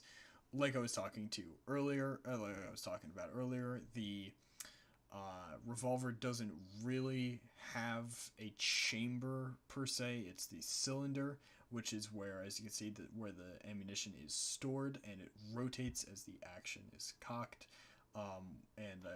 You cock it by pushing it down. This is a double action revolver, so when you say that it's a double action revolver, it means it has the possibility to fire double action. Which is like semi-auto. Yeah. You can fan the hammer so that you can keep firing at single action, which is the video I showed Max a little earlier. It's where you repeatedly push the hammer down at the same time as you're pulling the trigger, so you keep firing at single action, which makes it easier to pull the trigger. That's how, like, speed shooters, when they are like trying to beat world records, they will fan the hammer like extremely fast so they can get as many bullets out as it's possible. like what McCree does. If you McCree play like does. Overwatch, Yeah. and you see him like he holds down the trigger and he like goes like this, he knocks back the hammer, then lets go really quickly. That's how he manages to fire so fast. And it's mostly it's physically possible, but it's like there's a reason that you see it mostly in like video games and movies and like world-class athletes, competition shooters. Do not try to do it. Do not try to do it. It's pretty unsafe if you don't know what you're doing. Yeah. Mm-hmm. And even if you do know what you're doing, it's still you lose a lot of the control that you would otherwise have. Yeah. So a lot of this diagram is just on the exterior, because what happens in the interior isn't really too exciting. It's just the firing pin hitting the primer, causing the explosion, or causing the spark that hits the gunpowder, causes the explosion. Bullet flies out of the muzzle of the gun, or flies through the barrel, out the muzzle. As you see, we have a sight there to help with accuracy. You can also have that ejector rod that just you can just push it up, and that like kind of bumps out all the cartridges, because the cartridges stay in the revolver after you've already fired them. The bullet obviously leaves, but the cartridge stays, and then you get ready to fire the next one, and that moves the cylinder so that the dead one is out of the way. Other than that, I would say the revolver is probably the most simplistic from an engineering point of view, because it's literally just a cycle of the firing pin just hitting the cartridge and allowing for 6 to 8 shots from the revolver. Now the pistol is a lot more complex, just because there's a lot of stuff, but on the interior it is effectively the same, except there's nothing rotating, because as you can see on the left, that's a magazine. I would say you usually buy those like loaded with actual ammo in them. You probably are going to have to like fill those up at some point if you want to like reuse the magazine. But you put bullets into that, and then you slide it into the magazine well, and it'll click in. The top part, when you put a new magazine in, you need to rack the gun by pushing that top part, the topmost part, back, like it's called the slide here. You push the slide back, and that gets it ready to fire the cartridges that exist in the magazine. Other than that, it's really just accessory stuff, um, like the sights, and all that stuff. But then there's the ejection port. Also, I forgot to mention this at the start, and it's very important when you're dealing with handguns. If you have pushed the slide back and you have racked the gun, that means that you have chambered a round. That means that you have taken a round from the magazine and already chambered it. And then you can fire and do stuff like that. But if you rack the gun, if you push the slide back, and then you take out the magazine, that gun is not empty. There is a bullet in the chamber. That is the number one way people get themselves shot. Because they forget that they've racked the gun, and then they're like, well, I took the magazine out, so it must be empty. And they like accidentally hit the trigger, and it fires that one round.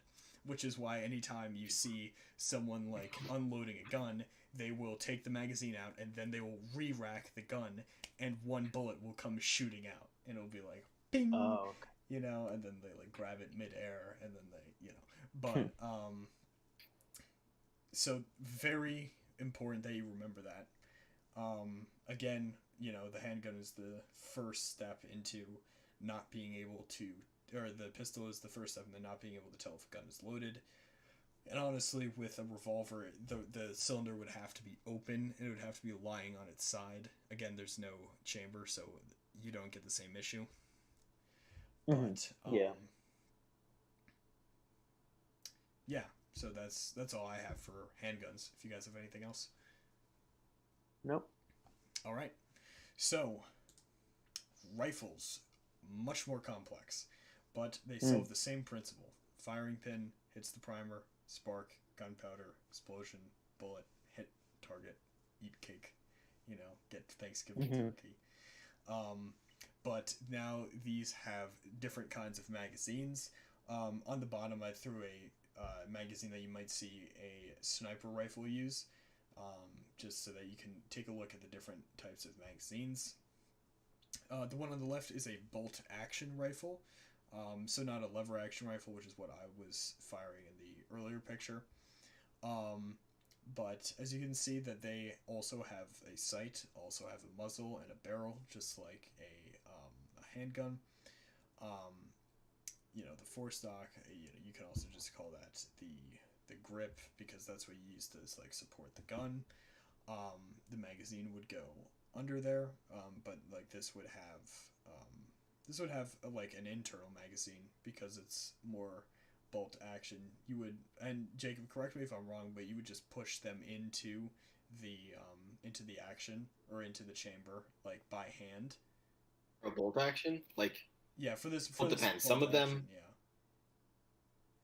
Well, some of them use external magazine, like a pistol, like a semi-auto, that you would put in and have it preloaded. Yeah. Some of them don't do that, and you have the magazine built in, so you can't remove it. So you would load those in one by one. Yeah. So yeah, this doesn't have a magazine shown on the external, so I'd guess that that's the case here. Obviously, it has a trigger. And yeah, so this one does have a safety on it, so that blocks the trigger or the hammer. Yeah, that's another thing. How you, like, let's say that you have put the, let's say you are firing a revolver, or you have a revolver in your hand, you have brought it down to single action, you've dropped the hammer.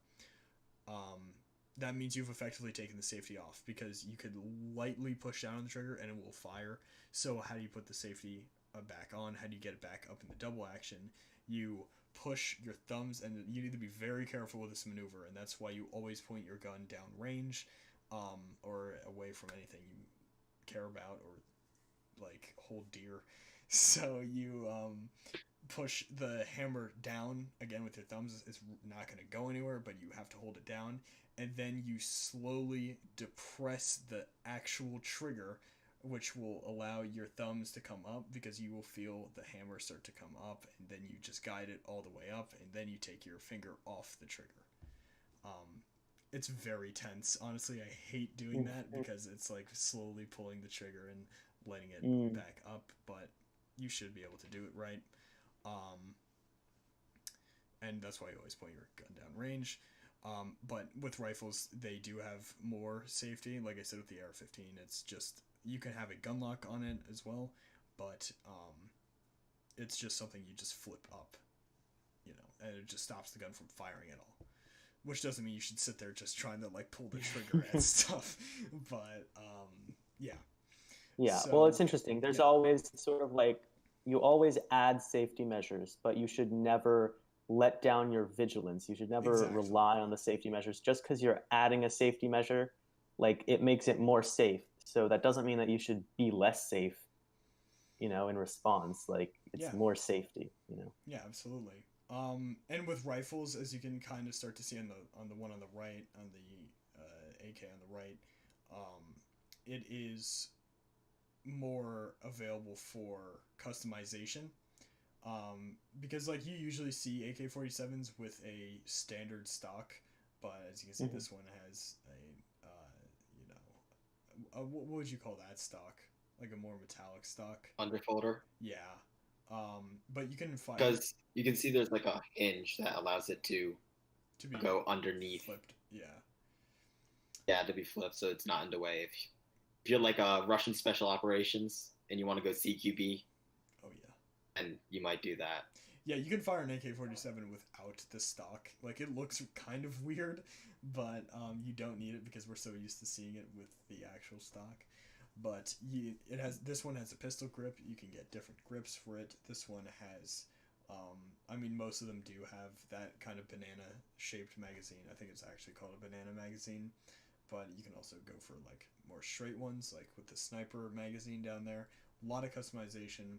On the exterior, this one very similar, or the same principle to the other ones, because it has the sights, it has the ejection, all of that stuff, has the grip or the handguard, whatever you want to call it, and has anything else that could help you to do stuff.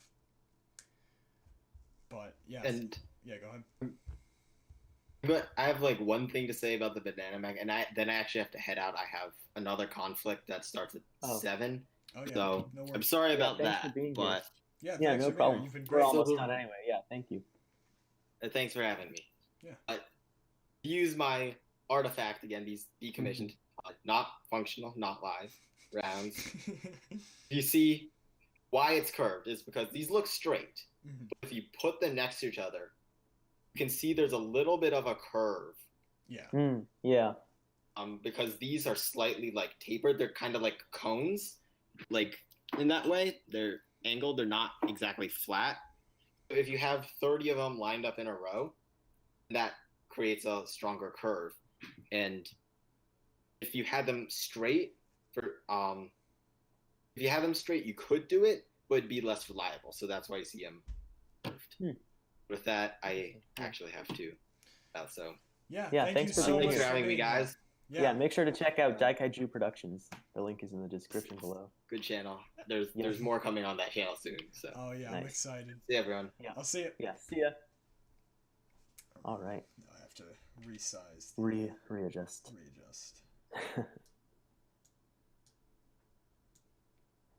There he is. All right. So yeah, I think that pretty much does it for rifles. And then we move over to shotguns. So shotguns are so we have all these different diagrams up, but the main thing that you should take away with is that on the inside, again, very similar. As Jacob was saying, the second line, or the second kind of barrel thing here, this thing is where the shells are, and the ones that are actually being fired are over here. So like you fire one and then the next one comes up from over there, gets fired. Again, very similar to rifles.